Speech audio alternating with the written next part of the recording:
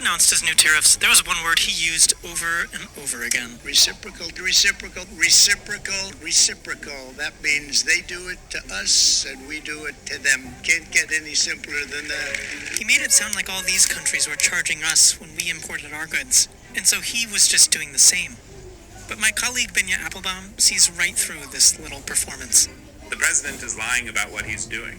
These are not reciprocal tariffs. What his administration actually did was use a childish formula that looked not at tariff rates, but at trade imbalances between countries. I know some of these words. When someone brings goods into a country and pays an import tax, that's a tariff. Much of that cost is then passed on to you, the consumer. But a trade imbalance is totally different. It's the difference between the amount of goods that we sell to another country and the amount of goods that they sell to us. Donald Trump says that the scale of trade imbalances between countries is proof of cheating by those countries. The larger the trade imbalance, the greater the cheating. And the country at the top of his cheating chart is the tiny landlocked nation of... What's the best case scenario for how this policy plays out? And I guess by best I mean for Americans, since it's for a American very consumers? American consumers and businesses. What's the best case scenario? And then what's the worst? And I assume the worst is probably something like a recession. So the best case scenario is that suppliers of the stuff we want in countries like China will say, we'll ride this out. We'll accept lower profit margins. We'll pick up the cost of these tariffs, or maybe we'll share them, and prices will go up a little bit, but not that much. And we'll essentially have business as usual. The worst case scenario is that we have a massive wave of retaliation, and suddenly we have farmers unable to sell their crops around the world. Consumers go into hibernation because they're worried about their jobs suddenly. The stock markets keep falling, and the investor class gets very tight with their money, and we have a big, nasty recession. And by the way, that will not bring out the best in us in terms of who gets the blame for that, and whether we have a reasoned conversation about what the right policy should be, as opposed to like, let's blame somebody. Immigrants, diversity, this is not going to be a simple question of like, oh, whoops, this policy didn't work out, maybe we should tweak the policy. We've got this whole apparatus of deflecting blame. This could get pretty nasty. Yeah, there's a larger context to this. There's a war on DEI. There's a complex conversation about immigration. You're suggesting if things start to go south economically, it won't be divorced from that other battle. I think that's true because the broader framework, and I call it retribution, he would call it America first, like whatever you want to kind of call the buckets of this policy, I think do add up to a kind of cohesive worldview. And I think that we should think of things like tariffs alongside the expansion of executive authority, alongside the shutting down of long-term agencies, alongside increased deportations, or even his restructured relationship with countries like Ukraine and Russia, right? Like, I think there is a broader vision they have here about changing America's role, both domestically and the rest of the world. And so if that recession comes, it will be pitched or messaged through that context. Yeah, that's right. And so, like, I do think it's important for folks to know, like, what could be on the horizon here, because I feel like it's a 360 view. And I think some of what people react to Trump is too narrow. Like, these won't happen in isolation. It's important in the point that they're all happening at the same time. Announced it was going to impose a retaliatory 34% tariff on all U.S. goods starting April the 10th. And Jillian Ted, of course, that news got futures in the United States going down once again today. What's the impact? Absolutely. I mean, we're looking at absolutely brutal reaction from the markets yesterday, and it could easily get a lot worse today because we are starting to see the beginning of the retaliation. And there's no polite way of putting it. We are sliding into a major trade war, and the last time we saw anything like this was almost 100 years ago, back in the 1930s, when we had a wave of protectionism and populism and patriotism, a nice word for nationalism, that ended very badly.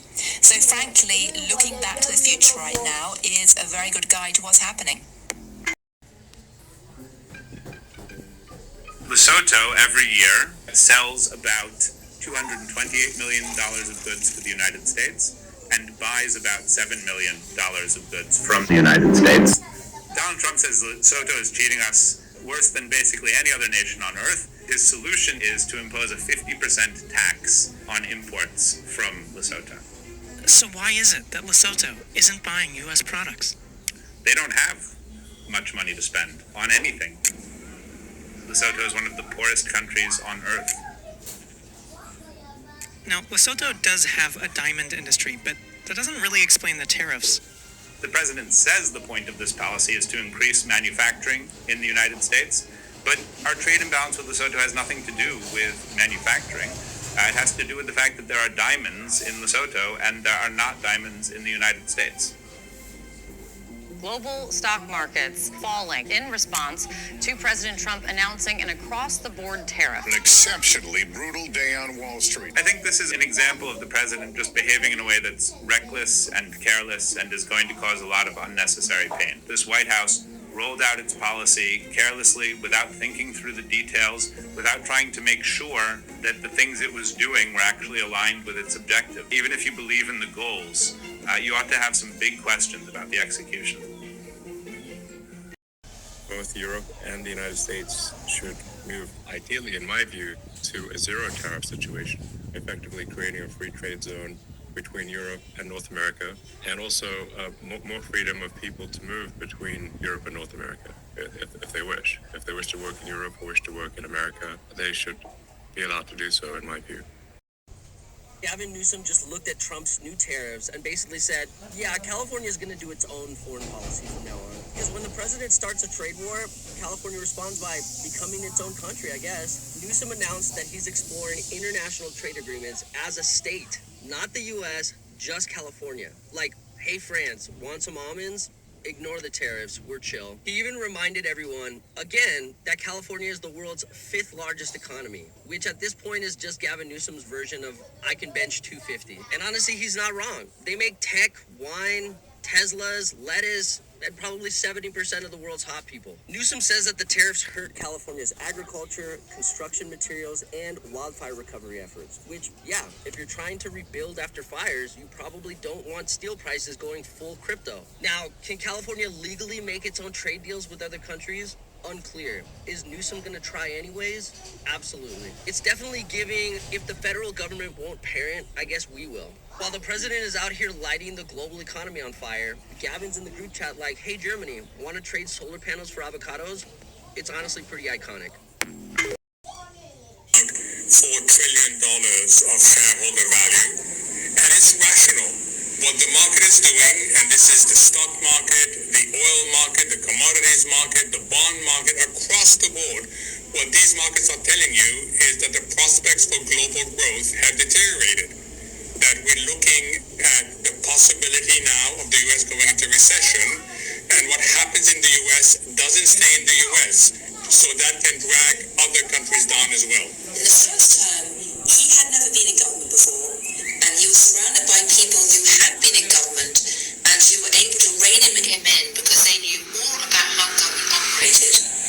This time round, he's come in, he spent 2 or 3 years thinking hard about how he can actually implement and execute his ideas, and he's surrounded himself with people who have no experience, for the most part, of actually being in government.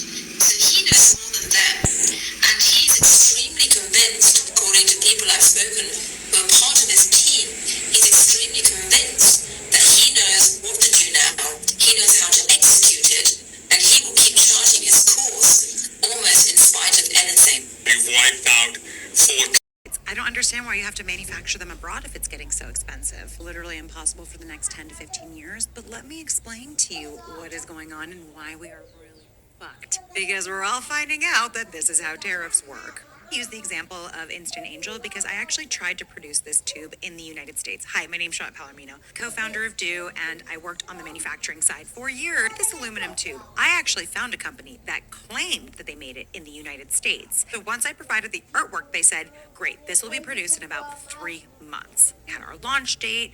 Joyce had given the tech transfer to our contract manufacturer. We were good to go. 3 months rolls around, and we are told by the tube manufacturer that They just can't find anybody in Kentucky to work the lines. Now, as somebody who is industrious and who does not like it when I feel like somebody's withholding information from me, I found somebody on LinkedIn that worked with this company, and I made them give me the address in Kentucky and responded to who I was talking to at the time, who was very high up at the company. And I said, if you do not tell me what's going on right now, I am driving to your fine state. That's when they told me the truth. The tubes were coming from China and they were only decorating them in Kentucky.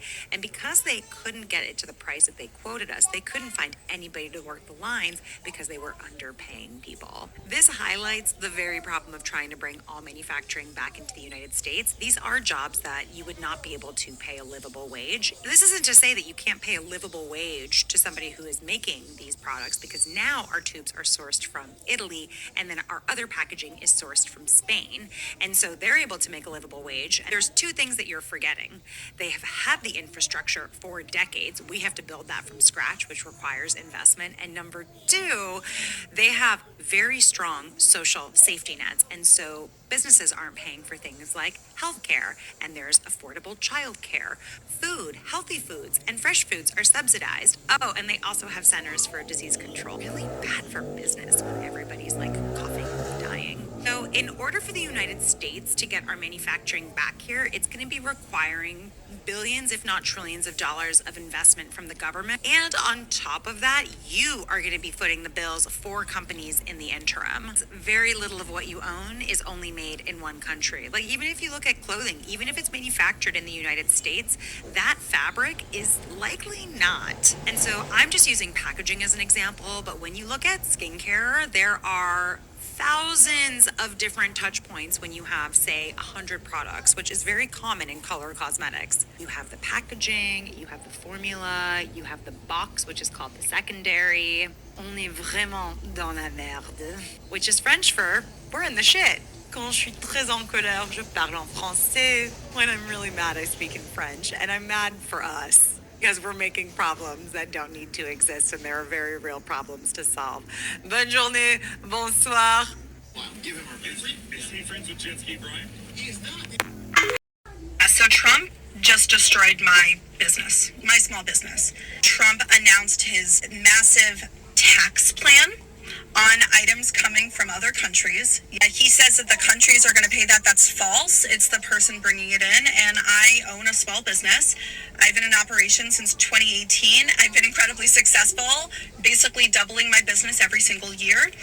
And it's not a product that can be made here in the United States. But I've had a lot of people say, well, what about the tariffs before? Yeah, I didn't have any. That was 0% tariffs for me, 0% tax. He added 10% in February.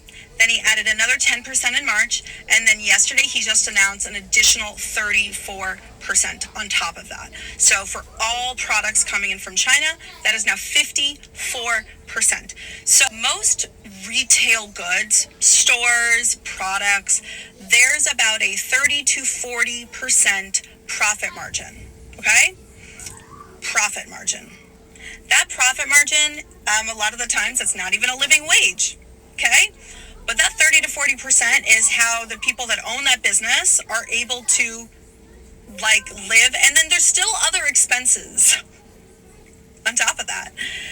54% tax is more than the profit that most retailers or business owners would make. Well, a 54% tax. And I'm just paying that money straight to Trump. So the tariffs have been implemented, and now you need to get ready. If you haven't done your shopping, please go to the supermarket right now and do your shopping. Why am I saying that? Because come next week, the prices are going to triple or even quadruple, and you will not be able to afford it. You're going to be forced to pay extra. Right now, America is facing trade war. Tariffs are being put in place left, right, and center. China, where America gets most of their goods, they have literally implemented their tariffs, and now goods are going to cost times 2 or 3 times what they usually cost. So, are we experiencing recession?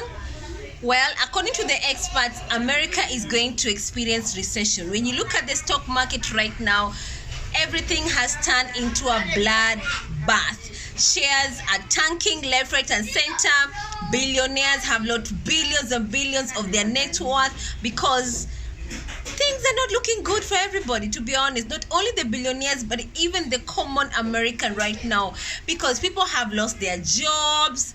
People are being forced to go put in extra, dollar when they want to buy maybe eggs, maybe they want to buy vegetables, maybe they want to buy bread, maybe they want to buy juice, maybe they want to buy, each and every other product right now is very expensive. Why? Because Canada right now has added their tariffs. Mexico right now, they have added their tariffs. Europe right now have added their tariffs. When you look at South Korea, they've added their tariffs. When you look at Japan, they've added their tariffs. When you look at China, they've added their tariffs. And of course, America, who started the whole trade war, they've also added their tariffs. So where do you expect? Let me ask that question. Where do you expect to get that extra dollar when you have no job? Who's going to pay that extra dollar? Of course, you and I. Whether you're in America, whether you're across the world, everybody's gonna feel this trade war. So welcome to the new global trade war that the American president started, and now everybody's gonna feel.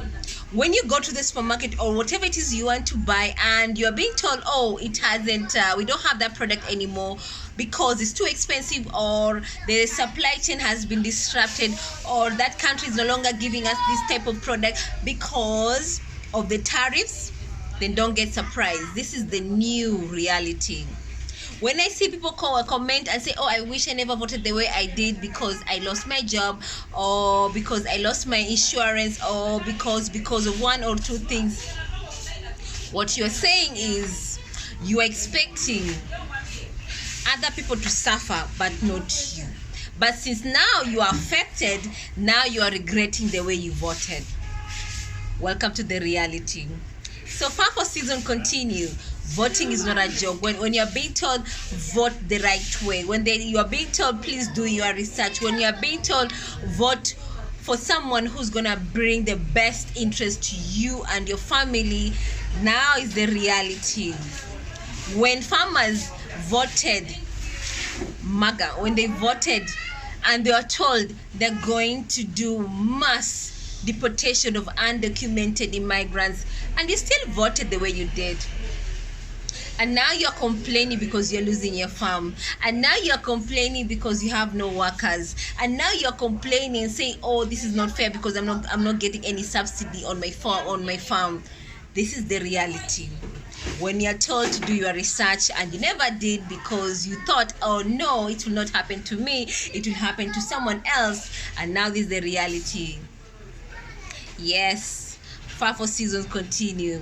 So how are people going to fare the next 4 years? I do not know. All I know is we need to dig in. You need to do your research. You need to face the reality as it is. Come up with alternatives way of earning money, because this is the reality. If you're not careful, you're going to lose everything. So come up with alternatives way of earning money, whether you're going to start a side hustle, whether you're going to start a freelancing job. This is the time to do it. And come the next year, please, when it comes to the general election, vote the right way. Vote for someone who's going to give you the best, who's going to take care of your interests, who's going to make sure you and your family are being taken care of by the government of America. I'd love to hear from you guys. Drop your comments.